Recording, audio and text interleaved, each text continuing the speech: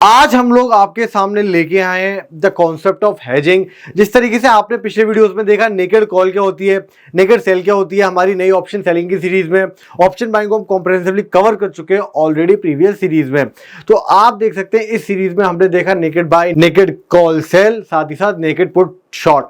तो आप देख सकते हैं कि उसमें एक प्रॉब्लम आ रही थी, कहीं ना कहीं प्रॉब्लम क्या आ रही थी, प्रॉब्लम ये आ रही थी कि आपका जो रिस्क है वो इनडिफाइंड था, आपका रिस्क बहुत ज्यादा था, ऑलमोस्ट इनफाइनाइट था।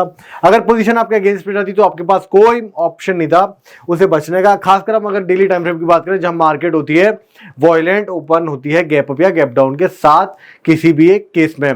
तो अब आप देखने वाले हैं आज एक नया कॉन्सेप्ट जिसका नाम है हेजिंग। हेजिंग में हम लोग आज देखने वाले हैं कि किस तरीके से हम अपने रिस्क को करेंगे कन्फाइंड, किस तरीके से मार्केट कहीं भी चली जाए, कुछ भी हो जाए, डेरिवेटिव स्ट्रेटजीज में ऑप्शंस का यूज करते हुए हमारा मैक्स रिस्क होगा डिफाइंड।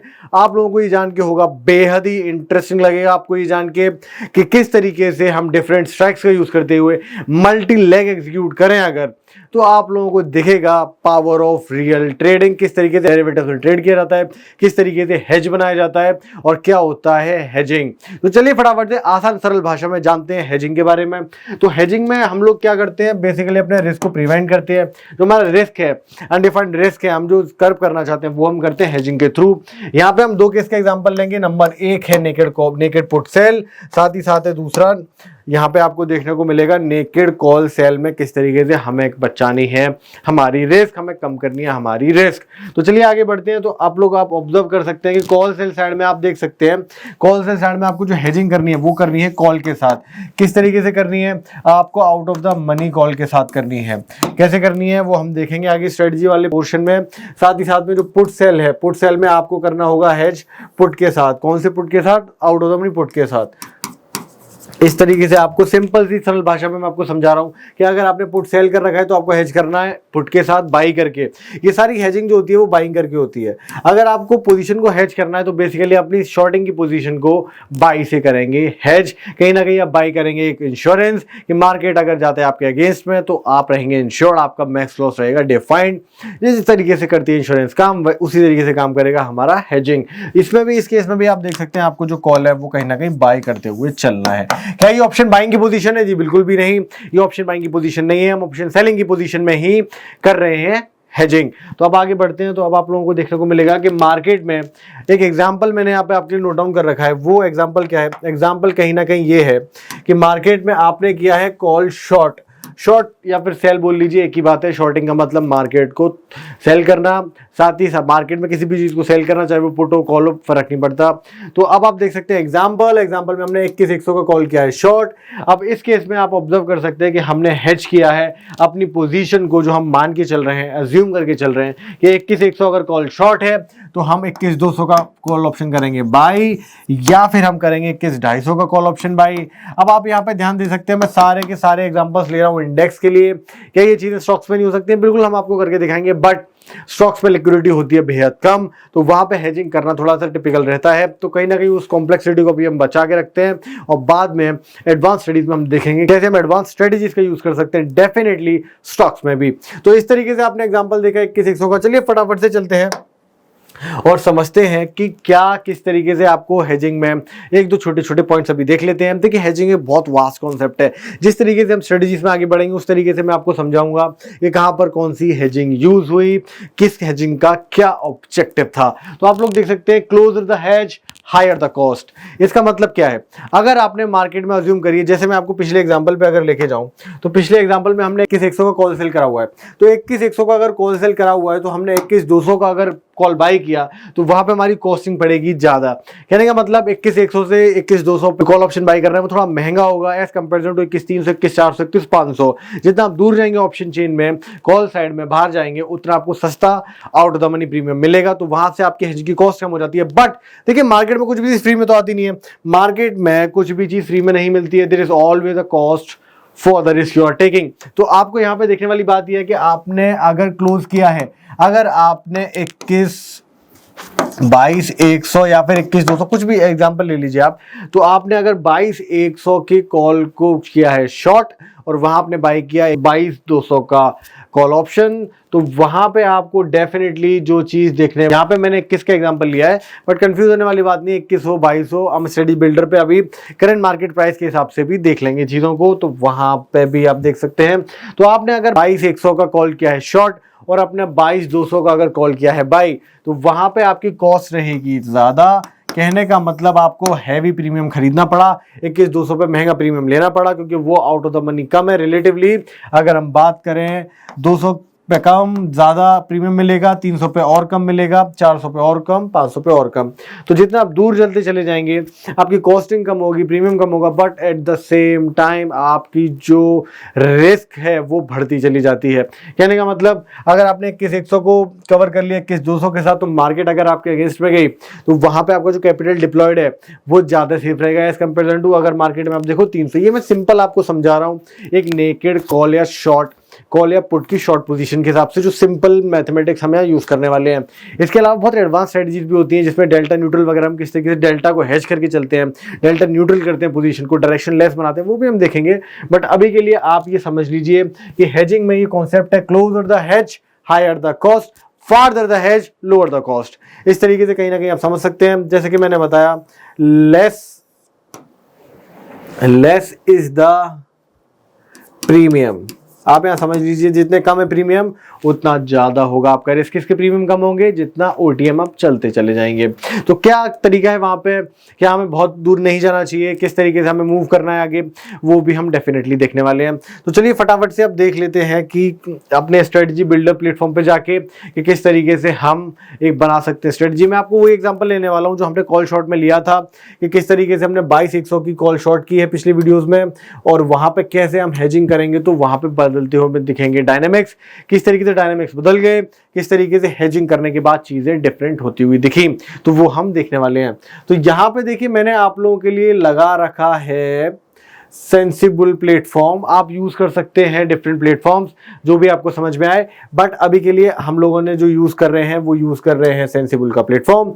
तो यहां पे आप लोग ध्यान दीजिएगा कि हमने कहीं ना कहीं 22,100 की कॉल शॉर्ट करी थी और उसका पे ऑफ ग्राफ इस तरीके से आया था।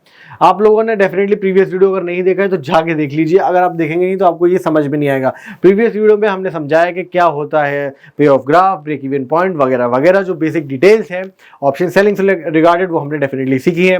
तो यहाँ पर आप देख सकते हैं कि कॉल शॉर्ट का यहाँ पे बना हुआ पे ऑफ ग्राफ, फटाफट से आपको समझा देते हैं, रिवाइज करवा लेते हैं, या फिर आप मुझे समझा दीजिए, कैसे भी कर लेते हैं। तो आप भी मेरे साथ साथ ये रिवाइज करेंगे। बेसिकली हमने क्या किया है, हमने 22,100 कॉल शॉर्ट किया, हमें कुछ प्रीमियम रिसीव हुआ, उस प्रीमियम को हमने कर दिया मल्टीप्लाई हमारे लॉट साइज से, तो हमें मिल गया नेट हमारा प्रॉफिट जो होगा अगर मार्केट जिस भी स्ट्राइक प्राइस को हमने शॉर्ट किया उसके नीचे रहता है एक्सपायरी वाले दिन तक, इस तरीके से। तो वहां पे आप देख सकते हो मैक्सिमम प्रॉफिट यहां होता हुआ दिख रहा है, कितना दिख रहा है 7,070। क्यों दिख रहा है? क्योंकि ब्रेक इवन पॉइंट 22,241 है, जो करंट मार्केट प्राइस है वो चल रही है 22,096, क्योंकि हमने कॉल शॉर्ट किया तो एक ओटीएम लिया है, या फिर एटीएम बोल लीजिए आप कि एटीएम हमने लिया है। और यहाँ पे आप ऑब्जर्व कर सकते हैं कि मैक्स लॉस इज अनडिफाइंड। इस तरीके से अभी जो भी हम काम करने वाले हैं वो है रिस्क को डिफाइन करना। ये जो अनलिमिटेड दिखा रहा है, अनडिफाइंड दिखा रहा है, डेफिनेटली हम उसे कम करने वाले हैं। किस तरीके से आपको भी देख के बहुत मजा आएगा। तो यहाँ पे हम 7,000 का मैक्स प्रॉफिट, पर जो लॉस है आप ऑब्जर्व कर सकते हैं कितना ज्यादा लॉस हो सकता है। आपको 10,000, 20,000, 40,000, 30 कुछ भी लॉस हो सकता है अगर आपने हेज नहीं किया है। हेज करने के बाद चीजें कैसे बदल जाती हैं चलिए देख लेते हैं फटाफट से इस सेम एग्जाम्पल में। अब इसमें क्या किया हमने हमारी 22,100 की कॉल शॉर्ट में एक और पोजीशन ऐड कर दी। क्या ऐड करी है? 28 मार्च की सेम एक्सपायरेशन की। अब ये सारी चीजें मैं वीकली एक्सपायरेशन पे निफ्टी इंडेक्स में आपको बता रहा हूँ। इसकी आप बैंक निफ्टी में भी एनालिसिस कर सकते हैं, स्टॉक्स में भी कर सकते हैं। स्टॉक्स में मिलती है मंथली एक्सपायरी, वहां भी कर सकते हैं। सब जगह आप एक्सपेरिमेंट करते रहिए, जितना आप लोग करेंगे अपने आप से डेफिनेटली आपको ज्यादा सीखने को मिलेगा। और जो डाउट्स आते हैं आप वो कमेंट में पोस्ट कर सकते हैं। तो आप लोगों को यहाँ पे बाई कर लेना है 22,300 का एक कॉल ऑप्शन, जिसमें हमने 200 पॉइंट का अंतर रखा है। तो आप ही कुछ भी कर सकते हैं, 22,300 ले लीजिए, बस कुछ भी ले लीजिए। बेसिकली अभी तो आपको समझना है ना किस तरीके से चीजें काम करती हैं। तो आपने यहाँ बाई कर लिया 22,300 का एक कॉल ऑप्शन। तो अब आप यहाँ देखिएगा किस तरीके से डायनेमिक्स बदलते हैं। तो यहाँ पे देखने वाली बात ये, अभी जो पे ऑफ ग्राफ यहाँ पे हमें प्रॉफिट दिखा के मैक्सिमम लॉस दिखा रहा था, अब वो कंप्लीटली चेंज हो गया है। यहाँ पे हमारा जो मैक्स प्रॉफिट है वो हो गया है 4673 का। कहने का मतलब अगर हमारा जो कैपिटल डिप्लॉयड है, देखिए 2-3 चीजें यहाँ बहुत इंटरेस्टिंग हुई है। आपको अपनी नोट्स कॉपी निकाल लेनी है और यहाँ चीजों को समझना है कि किस तरीके से यहाँ पे बदलाव आते हुए आपको दिख रहे हैं। कुछ चीजें यहाँ पे हैं, यहाँ पे जैसे ही हेज बाई किया, जैसे ही आपने हेज बाई किया, आपके फंड्स हो गए कम, फंड्स आपके गिर गए, फंड्स रिक्वायरमेंट आपकी कम हो गई। मार्जिन जो एंटर करना है ट्रेड में वो तो 28,000 के आसपास है, बट आपको 35,000 के आसपास बना के रखना है। ये रीजन क्यों है? ये है आपका मैक्स लॉस देखते हुए। आप अपनी पोजीशन पे जो भी मैक्स लॉस होंगे वो आपको पहले से कवर करते हुए चलना रहता है, तो वो सब मिला के आपको इतने फंड्स चाहिए। अब आप ऑब्जर्व करिएगा कि मैक्स प्रॉफिट आपका है डिप्लॉयड कैपिटल पे 17% और डिप्लॉयड कैपिटल पे मैक्स लॉस है आपका 19%। अब आप क्या बोलेंगे, क्या आपका 17% का लॉस हो जाएगा? जी, अगर आप 35,000 से जाएंगे तो डेफिनेटली हो जाएगा, बट हम बात कर रहे हैं ऑप्शन सेलर्स की। ऑप्शन सेलर्स अच्छे कैपिटल के साथ आते हैं, आना चाहिए, तो वहां पे आप रिस्क मैनेज करके चल सकते हैं। फॉर एग्जांपल, अगर आपका ये 1 लाख रुपए का फंड होता तो आपको जो लॉस होता वो होता करीब करीब 5%, 4.5 से 5% का, जो भी बहुत ज्यादा है एक ट्रेड में। आप इसे और बढ़ा के 10 लाख कर दीजिए तो आपको दिखेगा यहाँ पे होता हुआ 0.5% का रिस्क। कितना? 0.5। इतना रिस्क आपको एक ट्रेड में होता हुआ दिखेगा अगर हम हेजिंग के पॉइंट ऑफ व्यू से बात करें। तो आप ऑब्जर्व करिएगा कि ये जो रिस्क हैं ये सुनने में बिल्कुल भी प्रैक्टिकल नहीं लगते हैं, बट जो प्रोफेशनल ट्रेडर्स हैं वो कहीं ना कहीं इसी रिस्क बैंड में काम कर रहे होते हैं, क्योंकि उनका काम है हमेशा ट्रेड करते रहना, उनका प्रोफेशन ही यही है।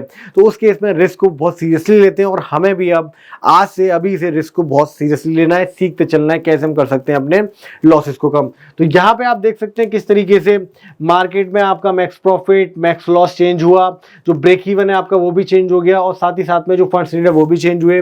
अब आ जाते फटाफट अपने पे ऑफ ग्राफ पे। पे ऑफ ग्राफ पे आपको दिख रहा है मैक्सिमम प्रॉफिट आपका लिमिटेड है, तो साथ ही साथ में आपका मैक्स लॉस भी लिमिटेड है। तो इस तरीके से आपने बनाई एक स्ट्रेटजी। अब इसमें व्यू क्या है आपका? देखिए डेफिनेटली जो आपका व्यू है ना वो तो बेयरिश ही है, क्योंकि यहाँ आपने जो सेल किया है 22,100 का कॉल सेल किया है जिसकी वैल्यू है ज्यादा, और 22,300 का कॉल बाई किया जिसकी वैल्यू है कम, वो आपने हेज के लिए लिया है। जब भी भारी प्रीमियम आप जिस डायरेक्शन में शॉर्ट कर रहे होते हैं वो आपकी होती है नेट डायरेक्शन। यहाँ पे आपको जो नेट प्रीमियम रिसीव होगा एक बार उसके बारे में बात कर लेते हैं। 147 रुपए आपने कहीं ना कहीं बेचे और कहीं ना कहीं 47 रुपए आपने पाए, तो नेट में आपने कितना पाया वो आप गणित लगाइए, आप मुझे बताइए कमेंट में कितना आपने पाया। अज्यूम कर लेते हैं आप इन दोनों को, तो आपने करीब करीब 92 से 93 की रेंज में आपको नेट प्रीमियम रिसीव हुआ होगा। तो ये जो 47 पॉइंट मैं आपको बोल रहा हूँ ये होती है हेजिंग की कॉस्ट। ये कॉस्ट आपकी जाएगी, ये कहीं ना कहीं आप इंश्योर कर रहे हैं अपनी पोजीशन को। अब आप सोचिए आपने 47 रुपए में आपने अपनी पोजीशन को रिस्क डिफाइन कर दिया, तो और क्या चाहिए हेजिंग में? और हेजिंग नहीं तो 47 रुपए के प्रीमियम लेके आपने कर दिया अपनी पोजीशन को हेज। तो अब हम और चीजें कुछ नोट कर लेते हैं फटाफट से कि मार्केट में जो आपको डेल्टा दिख रहा है वो 0.43 दिख रहा है। ऐसा क्यों दिख रहा है -0.43? क्योंकि आपने किया कॉल शॉर्ट पोजीशन। डेल्टा का साइन बताता है आपकी डायरेक्शन क्या है। अगर आपकी नेगेटिव डायरेक्शन है, बेयरिश हो आप, तो वो दिखाएगा नेगेटिव, और अगर वो पॉजिटिव है इसका मतलब कि आप हो पुट कॉल साइड में। तो साथ ही साथ में आप देख call side in the sense आप लॉन्ग हो, आपने पुट शॉर्ट कर रखे हैं। तो यहाँ पे थीटा आपको 9 दिखा रहा है, डीके आपको 12 दिखा रहा है, गामा 0.0011 माइनस का अगेन।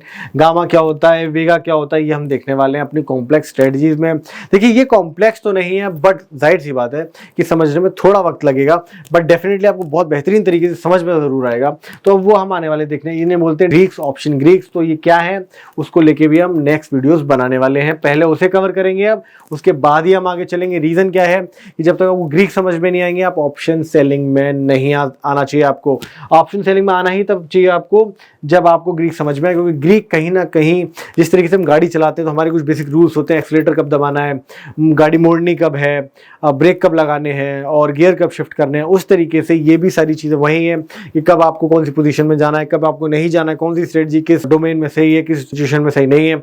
ये सब चीज़ें आपको ग्रीक से बहुत आइडिया मिलता है। तो वो हो गई चीज़ें। बाकी अब आपने देख लिया किस तरीके से कि आपका जो रिस्क है वो डिफाइंड हो गया। तो फाइनली चलिए फिर क्लोज करते हैं इस वीडियो को, और आने वाले वीडियो में आपको मैं और एग्जांपल दिखाऊंगा कि पुट साइड में भी सेम ही चीज़ होती है, उसमें कुछ ऐसी बड़ी बात है नहीं। तो आने वाले वीडियोस में हम देखने वाले हैं ऑप्शन ग्रीक्स को, कि ऑप्शन ग्रीक्स क्या है और कैसे हम करने वाले उन्हें अपनी स्ट्रेटजी में यूज। पेन पेंसिल आप अपनी रेडी रखिए, अपने नोट्स तैयार कर लीजिए और किस तरीके से मिनिमम कैपिटल में शानदार तरीके से हम ट्रेडिंग कर सकते हैं, व्यू बनाते हुए करी जा सकती है ऑप्शन सेलिंग। बहुत ही इंटरेस्टिंग तरीके से हम सीखने वाले हैं। ऑप्शन बाइंग को तो हमने सीख ही लिया, अब हम सीखेंगे ऑप्शन सेलिंग को। बने रहिए साथ में, लाइक करिए, शेयर करिए, सब्सक्राइब करिए, अपने उन दोस्तों के साथ उसे जरूर शेयर करिए जो सीरियसली ट्रेडिंग पे आना चाहते हैं। क्या है ऑप्शन बाइंग या फिर क्या है ऑप्शन सेलिंग, डेफिनेटली शेयर करिए इन वीडियोस को। मिलते हैं तब तक के लिए नेक्स्ट वीडियो में।